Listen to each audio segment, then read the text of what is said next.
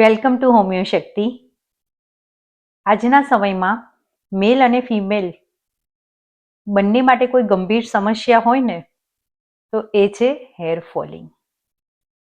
કોઈ એક માણસ એવો નહીં મળે કે જે એવું ના કહે કે મારા હેર ફોલ નથી થતા. દરેક માણસ કહેશે કે મારા હેર ફોલ થાય છે કાં તો તેલ નાખતા, માથું ધોતા કે માથું ઉડાવતા. અને હવે તો માથું ઉડાવતા પણ ડર લાગે છે કે કદાચ છે એટલા વાળ પણ ખરી ના જાય. મોંઘા shampoo, conditioner, hair oil, hair serum use કરવા પછી પણ હેર ફોલિંગમાં કોઈ ફાયદો જણાતો નથી. કેમ? કારણ કે તમે જે કંઈ પણ યુઝ કરો છો એ શું છે? External application. કારણ કે તમે એના સાચા રીઝન કે સાચા કોઝ સુધી પહોંચતા નથી. જો તમે એના સાચા રીઝન કે સાચા કોઝ સુધી પહોંચી અને જો એની ટ્રીટમેન્ટ કરો ને તો આપોઆપ તમારા હેર ફોલિંગ બંધ થઈ જાય. હું એક એક્ઝામ્પલ આપું કે ઉદય, જ્યારે એ ઉદય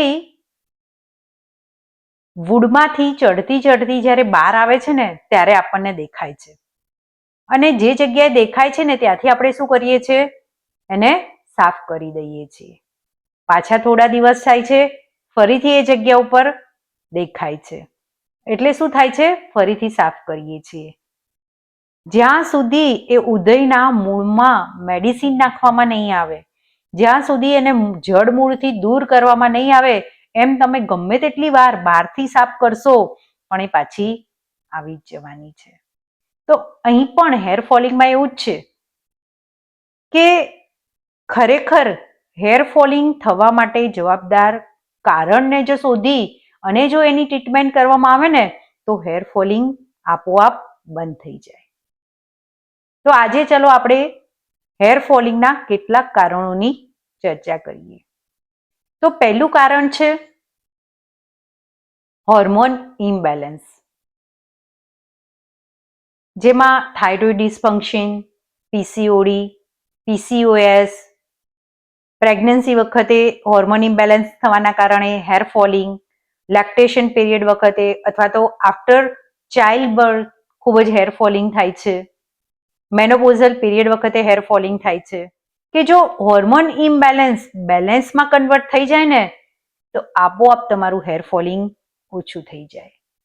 તો હોમિયોપેથીમાં હોર્મોન ઇમ્બેલેન્સ માટે બહુ સરસ મેડિસિન છે કે જેમ કે નેટ્રમ્યુટ છે, સેપિયા છે, લાઇકોપોડિયમ છે, થાઇરોઇડિનમ છે, કે જે મેડિસિન તમારા હોર્મોન ઇમ્બેલેન્સને બેલેન્સ કરવામાં તમારી મદદ કરે છે.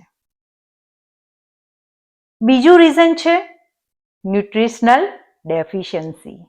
બહારથી ગમે તેટલા મોંઘા ઓઇલ લગાવો, શેમ્પૂ લગાવો, હેર સિરમ યુઝ કરો પણ હેર ફોલિંગમાં ફરક નથી પડતો.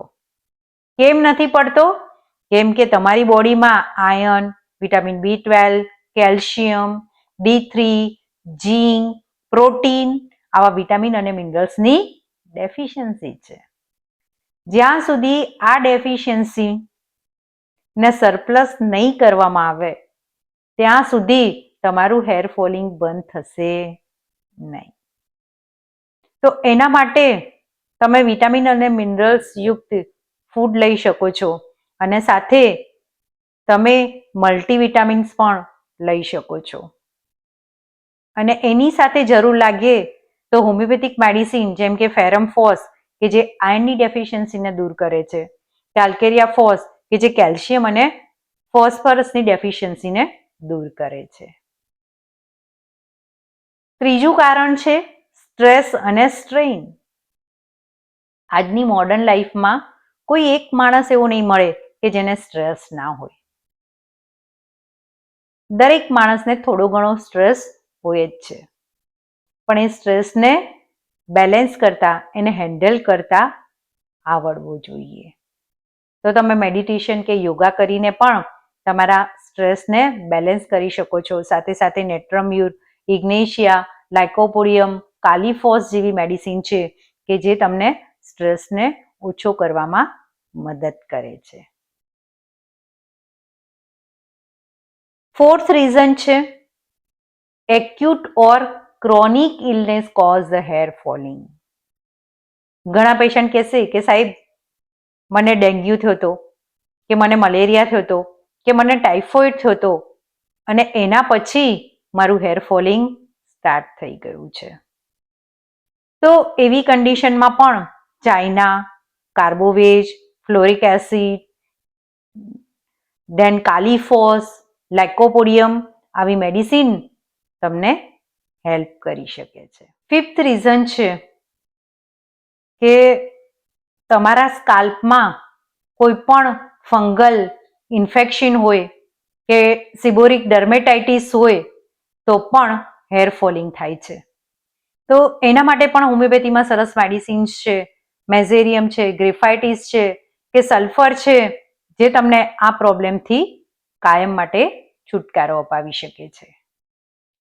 Than six reason is harsh chemical product, કે જે તમે હેર સ્ટ્રેટનિંગ માટે યુઝ કરો છો, હેર કલર માટે યુઝ કરો છો કે હેર સ્મૂથનિંગ માટે જે કંઈ પણ કેમિકલ પ્રોડક્ટનો યુઝ કરો છો એના કારણે તમારા હેર ડેમેજ થાય છે અને હેર ફોલિંગ થાય છે.